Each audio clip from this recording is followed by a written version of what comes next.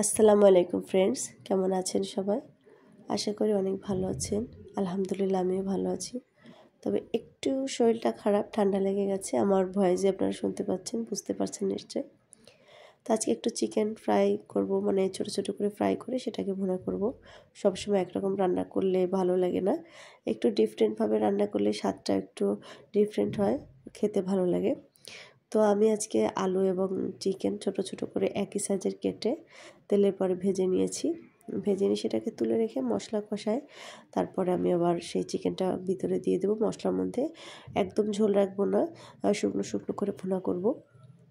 কখনো দেখা যায় যে আমি চিকেনটা কষায় ভুনা করি, কখনো দেখা যায় যে ফ্রাই করে দুধ ঘি বা বিভিন্ন রকমেরভাবে ভুনা করি। তো এভাবে ভুনা করে বিভিন্নভাবে রান্না করা যায়, যখন যেরকম মনে চায় আর কি। আর একটু আলাদা করলে হয় কি, আলাদা আলাদা স্বাদ লাগে, খেতে ভালো লাগে। এই জন্যই আর কি মাঝে মধ্যে ডিফারেন্ট কিছু করা।